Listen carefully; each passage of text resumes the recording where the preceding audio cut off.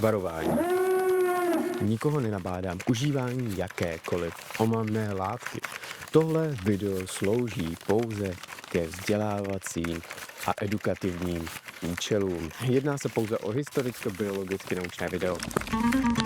Samozřejmě nás čeká klasické vysílání Midrcastu, tudíž dvoutýdenní přínos nových zpráv ze světa, ale důležité, abys nám asi Mekrate pověděl, cože se vlastně stalo a proč, že jsme na úplně novém kanále. A potom se přesuneme na téma, které jsme začali před měsícem, a to jsou nějaké ty psychedelické renesance. Určitě znáte skvělý řetězec oblečení a všech různých zajímavých věcí do domácnosti Kik, nebo Kika taky. A řetězec totiž v Česku zavírá stovky poboček. Uzavření 300 svých poboček v České republice, což je jako docela dost. Já vlastně nevím, kolik jich tady tak může být, ale asi to tak bude všechno. Je to smutný, já jsem si měl podívat, kolik jich je v České republice. Nejvíc to jako padá v Německu, což je zajímavý. Takže v Kiku už asi bohužel nenakoupíte, musíte využít Action nebo Pepko nebo takovýhle podobný prodejny. By the way, já teda ani nevím, kde takový Kik třeba je v Praze, jo. Já třeba vím, že v Modřanech. Tam to je taky jediný, který si vzpomínám, který vím, kde je. A jinak ne. V Radotíně vlastně taky, tam jsem jednou byl. Ale je pravda, že takovej hype, jaký to mělo kdysi, možná právě předtím, než byl jako nějak víc známý, přesně Pepko nebo Action, tak dneska už to asi moc jako nefrčí. Ani nevím, že by v televizi moc byly na to reklamy. Takže bohužel asi Kik nám končí a prostě máme smůlu. Budeme muset nakupovat někde u Vietnamců. YouTuber postavil auto poháněné bateriemi z 500 vyhozených jednorázových e-cigaret.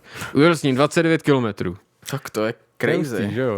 To mi přijde docela zajímavý, že o tom vlastně celý ten článek je, že tady máme jednorázový e-cigarety jako takový ty na 600 potahů. Ne, jak se to jmenuje? Pufíky. Pufíky taky ne. Jak se tomu říká tý značce, že jo? Elfbart, takový tyhle ty hovadiny. Tak když jich nazbíráš 500, tak si z nich můžeš udělat takovou baterii, která ti bude pohánět auto a můžeš s tím ujet až 30 km a dokonce se to dá i dobíjet. A dokonce ten týpek si udělal normálně nabíječku, že to stačí napojit normálně na nabíječku na noťaz. Takže tak. To je dobrý, takových nabíječek mám doma hodně. Ještě nazbírat těch 500 pufíků a můžu si taky udělat takový auto. Výzkumníci analyzují sladkovodní krevety v řekách Suffolk. Našli v každém vzorku stopy kokainu spolu s ketaminem, léčivy a zakázanými PE, kontaminace, to možná je špatný překlad. Kontaminace je vázána na čištěné odpadní vody a odtoky, což ukazuje, jak lidská činnost nepřetržitě dodává zbytky. To je krásný překlad, co? Vůbec nevím, co se ti snažili říct. A proč to nechceš přečíst v originále? Ale protože v originále bych to musel já překládat. Aha, takže to radši přeložíš ty, tak to je v pořádku. Zjištěné množství byly malé, ale obavou je kumulativní expozice.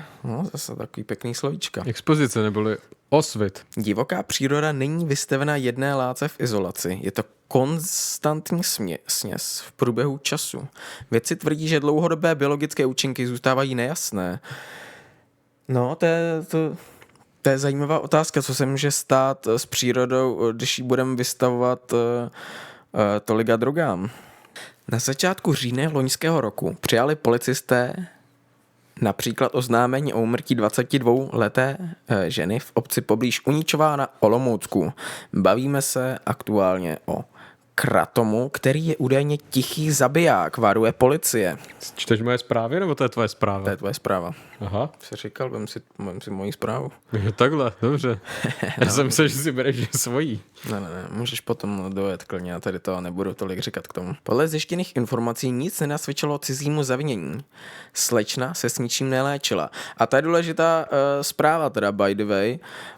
Otázka je, jestli tady popisujou třeba, jestli si k tomu dal něco dalšího, protože jsem tady tu zprávu četl na Instagramu, v nějakém takovém tom rychlém štěku, vždycky jak tam napíšou nic prostě k tomu.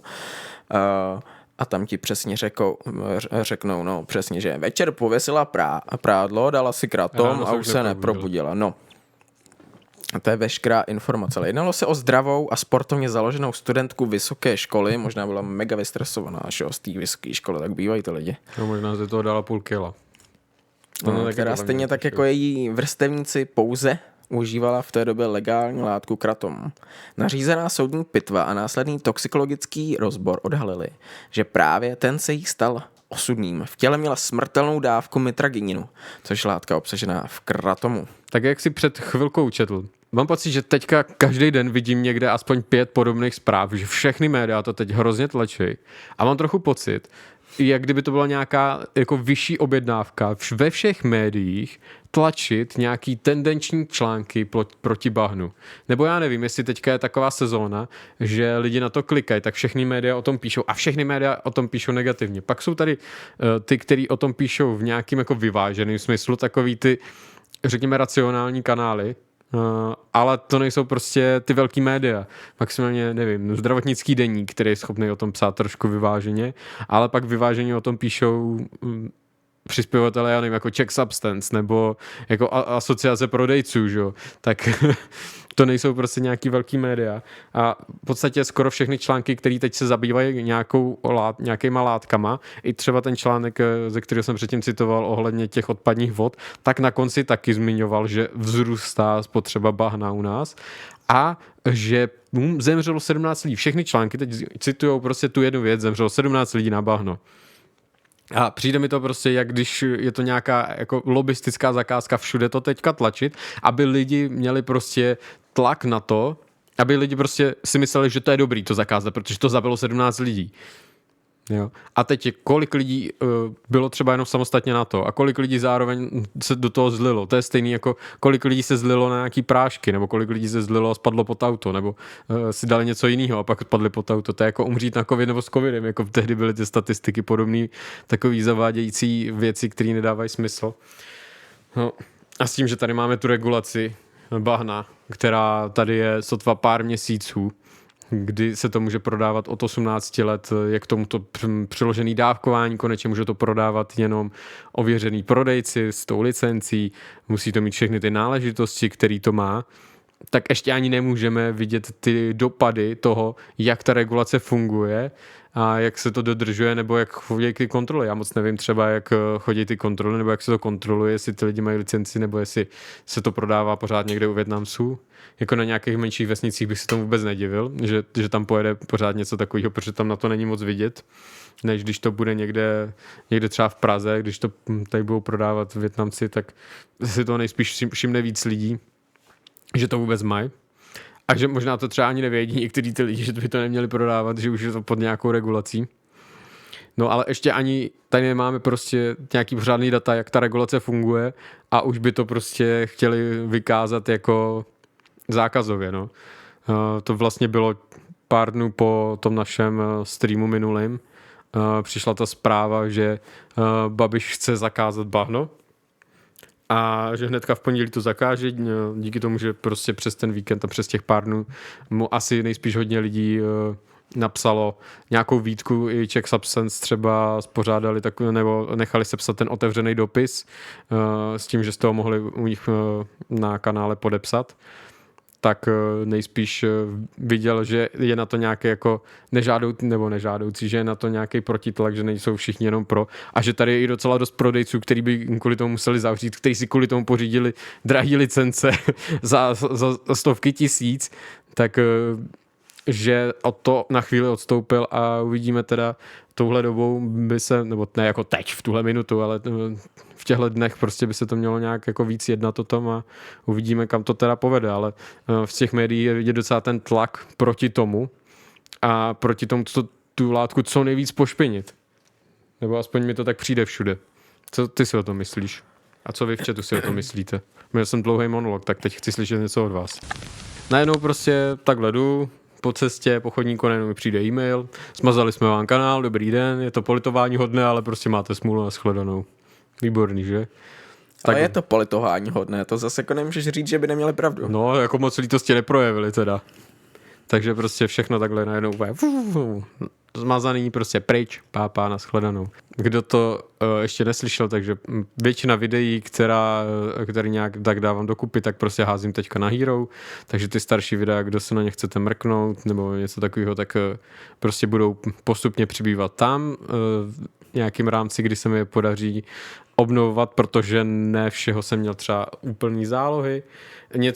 Některý jsem si omylem v jednu chvíli smazal, protože jsem si omylem smazal prostě jeden disk. Další disk mi prostě odešel a ještě jeden další disk je takovej, že prostě jediný, co s ním jde, tak když ho připojíš do počítače, tak jde jen sformátovat. Takže takhle vypadá i spousta mých záloh těch materiálů. Zase je dobrý, že scénáře ke všem těm novějším videím mám. Ty starší videa, které jsou prostě 10 let starý, tak většina z nich je na jedním z těch disků, na který se nedá dostat, ale spousta těch videí nějakým způsobem nějaký formě obnovit půjde, takže to, co jde rychle, tak to přibývá na Hero. To, co půjde pomalu, tak tam přibyde nějakým způsobem taky. A to, co půjde úplně pomalu, tak bude potřeba buď vytvořit znova, a nebo prostě nebude. U některých věcí, jako si říkám, že nemusí tam být, u některých věcí je to vlastně takový jako vyčištěný, no. Takže vlastně takový čistý stůl. Budou i videa z pyrotechniky. Většina videí z pyrotechniky jsou na jednom z těch disků, který, když ten disk prostě připojíš, tak jedinou možnost, kterou ti to nabízí, je formátování. Ono teoreticky by to asi šlo dát prostě nějakým technikům, který by z toho ty data vytáhli, ale stálo by to nějaký obnos peněz, který se mi zrovna v tuhle chvíli za to asi dávat nechce, protože je na tom disku pomalu tera dat a polovina z toho jsou třeba nějaký jako upirátěný filmy a nevím, jako jestli se to vyplatí. No, já nevím, kolik by obnova toho disku mohla třeba stát vůbec. Mě Mekrat říkal, že možná se vykašle na celý jako vlastně Mekrat dosavadní content a že začne dělat znovu pyrotechniku, takže se možná máte na co těšit. Já jsem si říkal, že bych dělal vaření třeba, že bych dělal dorty. Pepica, že by přišel zase. Psychedelika. Co jsou to psychedelika, to nám můžeš říct. Psychedelika jsou drogy, látky způsobující halucinace, změněné stavy vědomí, halucinace jak vizuální, tak sluchové. Mezi psychedelika se řadí hlavně takový psilocybin nebo LSD. Původně psychedelický vycházelo z projevovat mysl. Tisíce let se tady v rámci nějakých rituálů užívali psychedelika, protože lidi prostě měli touhu být nejenom intoxikovaný, ale použil se to v nějakých jak léčebných rituálech, tak nějakým tendenci spojit se s nějakým bodem, s nějakým bohem v rámci rituálních praktik. Třeba právě u těch indiánů to často bývalo, že známe takové to tančení, ten šaman, jak se tam s něčím sfučel a potom věštil, jestli bude dobrá úroda, jestli se kmen má přesunout, jestli tomuhle na tu zlomenou nohu pomůže spíš dláha nebo vykuřovadlo. No tak prostě se tady dal nějaké psychedelikum, aby měl takzvaně vhled. Pokud tady někdo hraje D&Dčko, tak tím, že si dal třeba ty houby, tak se mu zvýšil vhled opět a tím pádem, když hodil, tak měl výhodu a hodil 25, což je kritický úspěch, tak tím pádem věděl, co se má stát. Kdo nehraje D&D, vůbec netuší, o čem mluvím. A můžete si pustit film Dungeons and Dragons, je to moc dobrý film. To vám moc neřekne k tomu, o čem jsem mluvil. Lidská touha po intoxikaci je tak šilná, že je čtvrtým nejprimárnějším instinktem pohledu, žízni a sexualitě, řekl jistý doktor Ronald Siegel. Máme prostě už před 1000 lety před naším letopočtem důkazy o tom, že se užívaly třeba peotly a další různé nálezy. A zároveň se potom můžeme z toho dočíst už v nějakých textech třeba ze 16. století. V roce 1896 byl objevený peotl, což je kaktus s účinnou látkou meskalin. Meskalin je naše oblíbená látka, bohužel už sem nechodí pan Meskalin, tudíž bychom mu stejně nic k tomu neřekli. V roce 1997 se poprvé izoloval meskalin a to byly tak první počátky nějakých psychedelických prvních objevů. Prostě to jsou úplný počátky, když se začalo něco objevovat a zjišťovalo se vlastně, co může. A tehdy se ještě ani nevědělo, co to v mozku dělá, protože nikdo neznal žádný receptory, žádný neuropřenašeč, to se objevilo až později. O tom jsme taky měli nějaký díl, takže se můžete najít na Hero, jmenuje se to možná Vlastně tam se to jmenuje jinak, na YouTube to bylo, jak jsme objevili mozek. No, tak přesuneme se o pár let dál, prostě, ať nejsme už tady objevu peyotu, že? Ono třeba je zajímavé, že třeba iboga se objevilo o pár let později. V roce 1943 proběhl objev LSD. Ano, to je jeden z nejzásadnějších objevů pro tyhle ty všechny výzkumy. Albert Hofmann, který jel světej na kole. Na to bych mohl dát video na Hero. Mám říkat něco víc k tomu Albertovi Hofmannovi a jeho objevování LSD s tím, že původně objevovali nebo se snažili izolovat čistou látku z námelu, což je vlastně taková parazitující houba, co roste na obilí. Chtěli čistě izolovat tu látku z námelu.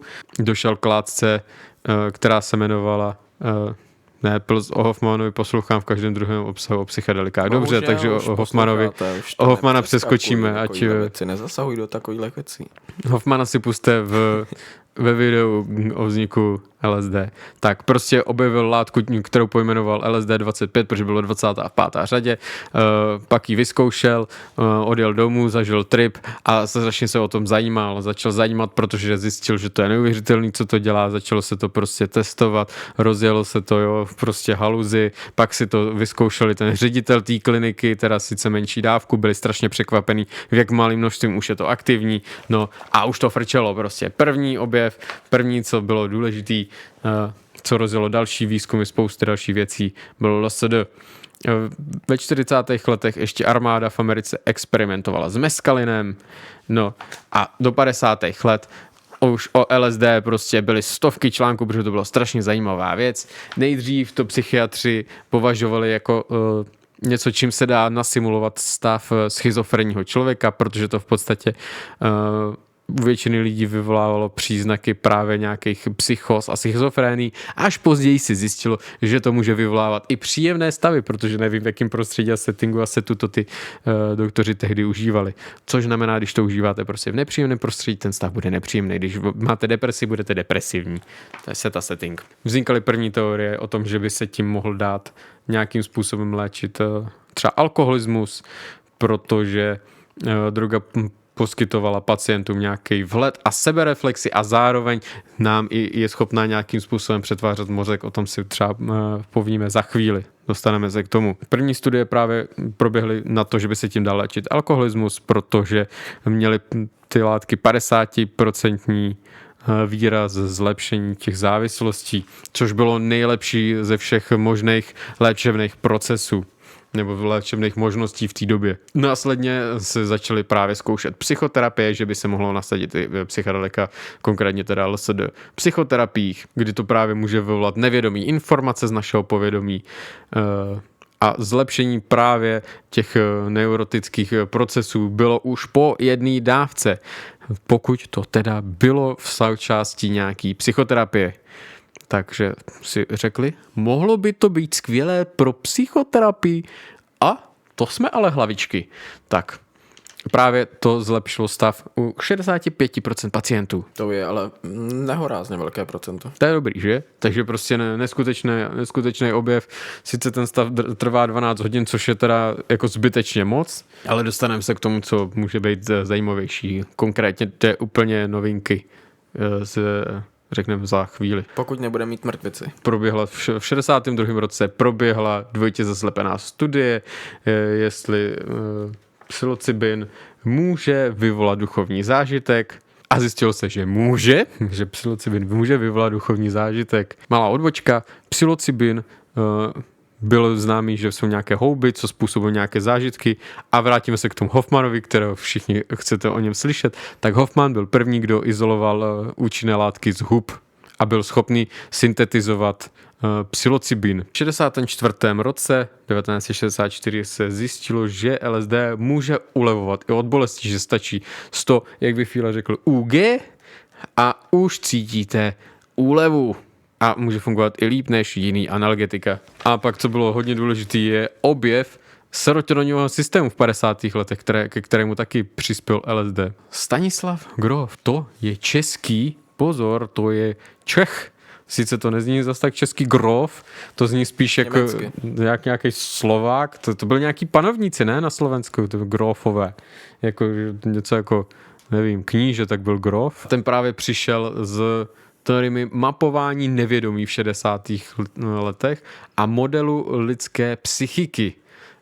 Tohle jméno si pamatujte, protože pokud se budete o to chtít zajímat hlouběji, tak si najděte nějaké práce nebo třeba rozhovory se Stanislavem Grofem, přišlo se spoustou dalších věcí a jak různých se terapeutických jmenuje epizody comebacku, kde je hláška poznat hlouběji. Nedostanete za to nic, ale dostanete ode mě plusový bodík. Pusinku na čelíčko. No klidně. Další zásadní objev, co pomohl rozvoji a tomu, co víme o psychedelikách, byl objev 5HT2A. To je takzvaný serotoninový receptor v našem mozečku, který proběhl v 80. a 90. letech, což není zas tak dávno. V mozečku? Konkrétně mozeček? Ne, v mozku. Nemyslím mozeček. Ani mezi mozeček. Prostě rád, že jsem tě mohl takhle... Nachytal jsi mě na švestkách, jak by se dalo. Ale nenechal ses. Tak neřeknu ti, kde konkrétně a jaký dráhy teďka má. To bych potřeboval jiný sešit, ten jsem si sebou nevzal. Tyhle věci totiž už v hlavě nemám zase tak ale přesně určitě uložený. to nebyly české dráhy, protože to bychom se nikdy štěstí nedočekali. 2012. Default Mode Network. Ano. Přišlo jsem na něco, že existuje něco jako Default Mode Network. O tom jsme si povídali taky celkem minule. To je stav našeho mozku ve chvíli, kdy vlastně neděláme nic a máme, řekněme, uvolněnou hlavu. Není to třeba meditační stav, ale je to, řekněme, takový ten stav denního snění, že existuje nějaká takováhle defaultní sítí defaultního nastavení našeho mozku. Právě probíhalo spousta prací okolo roku 2012. A právě se zjistilo, že psychedelika tuhle síť umí nějakým způsobem tlumit nebo modulovat a zároveň jsou právě schopný díky tomu rozpustit naše ego. Teď se dostáváme už hodně do současnosti, do nějakých právě objevů, které jsou důležité v návaznosti na to, co o psychedelikách víme teď. Takže pojďme se jenom shrnout, jaká je současná situace. Co teďka vlastně víš, ne o tom, co jsou psychedelika, jaký jsou, ale jaká je současná situace s psychedelikama a jejich použitím a legislativou? Co bys nám k tomu takhle mohl říct? A co se týče konkrétně takové České republiky, tak je tady asi většina psychedelik na seznamu zakázaných látek. Ovšem je důležité říct, že se nám rozvolňuje použití psychedelik pro léčebné účely, co se týče v psychiatrii, třeba takový ketaminová terapie, MDMA terapie. To ještě není. Není? Ale rozmáhá se jinde teda. A psilocybin. To bude asi všechno. Nemyslím, že tady je asi nějaká jiná. Ne, je to vlastně už nějakým časem tady běží ketaminová terapie, kdy víme, co je ketamin? Uspávadlo pro koníky. Ale používá se to jako anestezie normálně pro lidi v zdravotnictví. Ano, nebo na veterině pro jakýkoliv zvířata, jako uspávadlo nebo anestezi. Je to vlastně látka, která původně sloužila k uspávání právě třeba při operacích, kdy bylo potřeba, aby normální oběhové funkce toho člověka fungovaly, protože pokud se použije nějaké jiné anestetikum, tak je třeba potřeba, aby byl připojený na ventilaci, zatímco když se použije právě nějaké disociativum, jako třeba ketamin, pak právě to není potřeba. Takže se tahle látka někdy v 60. 50. letech vyvinula a právě se používá primárně na tohle, ale takzvaně off-label, mimo svoje primární použití se používá v téhleté terapii. Používá se konkrétně varianta S-ketamin a terapie. Co bys si představil pod tím, když slyšíš ketaminová terapie nebo takzvané ketaminem asistovaná psychoterapie? Já bych si asi představil to, že si dáš v kontrolovaném prostředí kontrolovanou dávku a asi bych řekl, že záleží na dávce, buď s tebou v ten moment na tom stavu někdo bude s tebou si vyloženě povídat, jako bys byl u terapeuta. A samozřejmě ten týpek musí jako vědět, jak s takovým člověkem fungovat, že jo, když je sfučenej. A nebo ho nechá rozjímat a meditovat, ale samozřejmě zase za nějakého vedený meditace, dejme tomu. No vlastně docela by se to tak dalo říct. Není to, většinou, když se to dělá, tak nejdřív teda musí být to, že se z nějakého důvodu dostaneš k těm lidem nebo k té organizaci, který to dělá, že třeba máš nějakou třeba silnější depresi nebo něco takového, co se třeba tím ketaminem konkrétně třeba léčí, takže tě už musí asi někdo doporučit. Ty nejdřív podstoupíš nějaký vyšetření, jestli nemáš nějaký kontraindikace, to jsou věci, které by právě se vylučovali to užití toho ketaminu. Třeba jestli jsi zdravotně v pohodě, jestli nemáš nějaké jako onemocnění psychický, který by nebylo dobrý kombinovat právě s ním ten ketamin. Pak podstoupíš několik třeba přípravných sezení s tím terapeutem, kdy máš vysvětlení, co to bude, co se bude dít, jak ten stav bude probíhat, jak ta situace celá bude probíhat. A pak máš to samotné sezení s tou látkou, zatímco na tom ketaminu to není tak dlouhý ten stav. A většinou to bývá tak, že dostaneš sluchátka, dostaneš nějakou krytku, něco prostě, co ti zakryje oči, aby si právě byl co nejvíc ponořený sám do sebe a vlastně prožiješ si tam nějaký ten stav. Většinou ten terapeut je tam jenom, aby tě kontroloval a případně, aby tě tak nějak takzvaně navedl do tebe, když by se něco dělo, tak vlastně tě vlastně má vrátit zpátky do vlastních myšlenek, aby se ty tolik neutíkal z toho vnitřního světa a vlastně si prošel tím vlastním tripem jakožto introspektivně, prostě ne, aby si koukal na to, jak je krásná lampa, ale aby si ty prošel ten svůj vnitřní svět a prožil si vlastně ten zážitek takhle. A pak následuje po tom psychedelickém zážitku, kde se může stát spousta různých věcí, může se člověk strašně smát, ale zároveň může se propadnout do hlouby vlastní duše a zažít a najít tam prostě něco, co sám ani neví, že někde v podvědomí skrývá, tak spousty těch věcí si člověk nemusí potom pamatovat, nebo můžou se prostě různě překrývat a slejvat, ale přesně tyhle věci, které tam člověk zažil, pak má probírat s terapeutem na nějakých dalších sezení, tomu se takzvaně říká integrace. Vlastně proč nám nezabírají antidepresiva klasický, já nevím, nějaký SSRI, nebo já nevím, co bereš třeba? Já beru SSRIčka, no.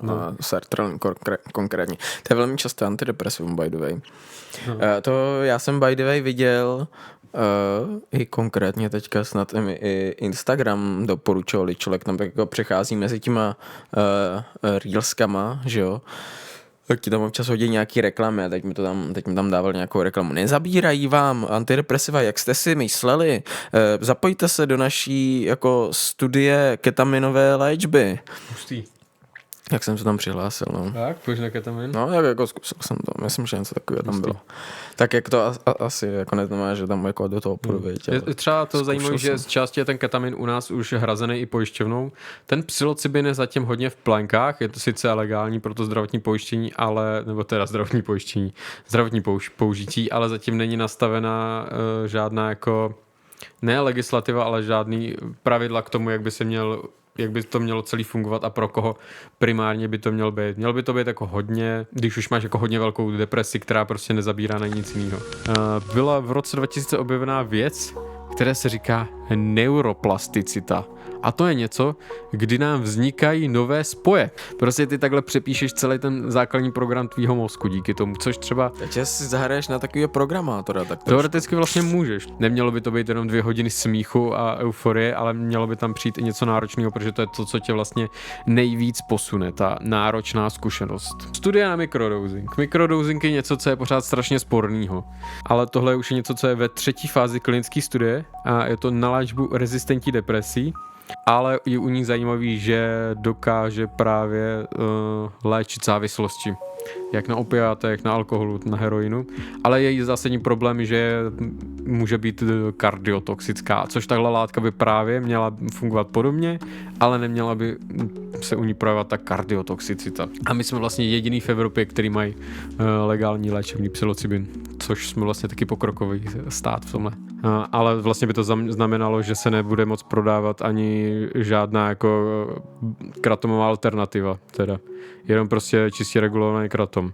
Kvůli tomu, aby se zase nedal obcházet ta regulace kratomu do té doby. U ketaminu je okamžitá antidepresní odpověď, která trvá třeba týden. U psilocybinu je to až půl roku. No tak jo, no, tak my to asi končíme, takže mějte se hezky. Tak a tohle byl dobrou poslední noc. stream. No a uvidíme se za 2 týdny, Přesně tak. pokud nás zase nezakážou. Ne, nás už nikdy nezakážu. To nejde, jako jak bys mohl zakázat kanál, který má třeba 30 odběrů. To asi dost jednoduše.